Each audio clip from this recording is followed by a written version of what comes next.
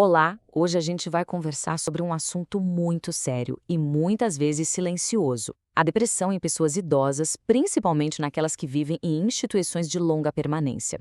É uma realidade complexa que pede o nosso olhar e, mais do que tudo, o nosso cuidado. Silencioso e invisível. Acho que essas duas palavras definem bem o tamanho do desafio. Porque, olha, não estamos falando de uma tristeza passageira, sabe? É algo muito mais profundo. É como um esvaziamento de sentido, uma dificuldade de continuar. É um sofrimento que sussurra. E a gente precisa aprender a ouvir com atenção. E para a gente ter uma ideia da dimensão disso, um dado da Pesquisa Nacional de Saúde do IBGE mostra que 13% das pessoas idosas no Brasil têm sintomas depressivos importantes. 13%.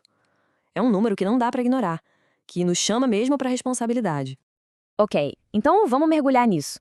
Como é que esse sofrimento aparece? Muitas vezes os sinais são tão sutis que podem ser confundidos com coisas normais da idade. Mas não são, de jeito nenhum. Eles são, na verdade, gritos silenciosos pedindo ajuda. E aqui a gente chega num ponto muito delicado: a chamada erosão suicidária, ou suicídio silencioso. Essa é uma das manifestações mais perigosas desse sofrimento. Não é um ato de impulso, sabe? É um abandono lento, gradual da vida. É a pessoa que para de comer, que se recusa a tomar o remédio. É uma desistência silenciosa que precisa ser interpretada com muita urgência e cuidado. Então, na prática, há que a gente precisa ficar atento à perda de interesse nas coisas, ao isolamento, à recusa em se alimentar ou seguir um tratamento, ao descuido com a própria aparência.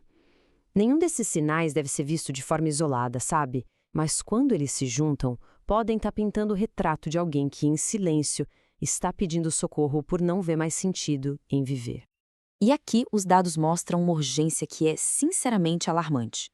Pensa assim: na população em geral, a estimativa é que para cada morte por suicídio existam 20 tentativas. Já entre os idosos, essa proporção muda de uma forma drástica. É uma morte para cada 4 tentativas. Isso quer dizer que a letalidade é imensamente maior.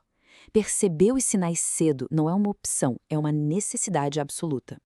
Certo, mas por que isso acontece?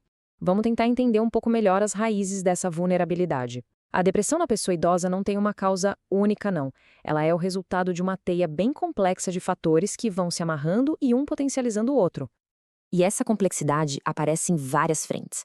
Tem os fatores médicos, como a dor crônica, o efeito de tomar vários remédios. Tem os psicossociais, como o isolamento, o luto por tantas perdas. Os socioeconômicos, como depender financeiramente de outros, o medo de ser um peso. E talvez os mais profundos de todos, os fatores existenciais, que é aquela sensação de falta de propósito, de que a vida já não faz mais sentido. E, dentro de uma instituição, esse risco fica ainda maior quando a individualidade da pessoa se perde. Quando ela deixa de ser alguém com uma história, com vontades, e passa a ser só mais um número na rotina, sem espaço para escolher, para se expressar, para criar laços. Aí o sentimento de desesperança pode se aprofundar de uma maneira terrível. Mas, e essa é a parte mais importante de todas, nós podemos agir. É totalmente possível transformar esse silêncio em cuidado. Vamos ver agora algumas estratégias práticas que fazem uma diferença enorme. Mas antes de sair agindo, é fundamental entender uma coisa: nem todo sofrimento é depressão. Tristeza é uma reação normal a uma perda. O sofrimento existencial é aquele questionamento sobre o sentido da vida. A depressão, por outro lado, é um estado persistente de vazio, de desesperança. Saber diferenciar isso é o primeiro passo para oferecer o cuidado certo. E como é esse cuidado humanizado na prática?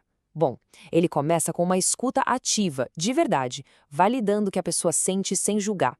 Passa por preservar a autonomia dela, respeitando escolhas simples do dia a dia.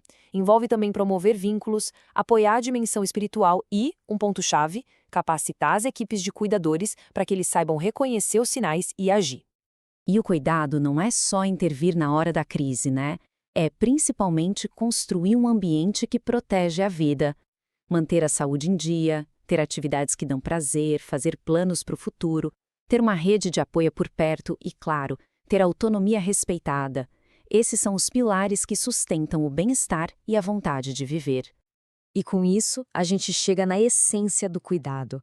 Não se trata só de tratar uma doença.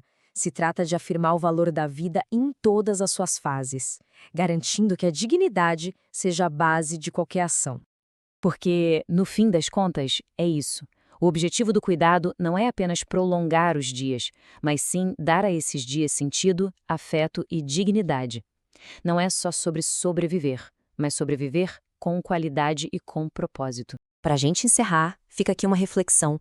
Como é que nós podemos transformar as nossas instituições, as nossas casas, os ambientes ao nosso redor, em lugares onde cada vida seja vista, ouvida e valorizada de verdade, até o fim?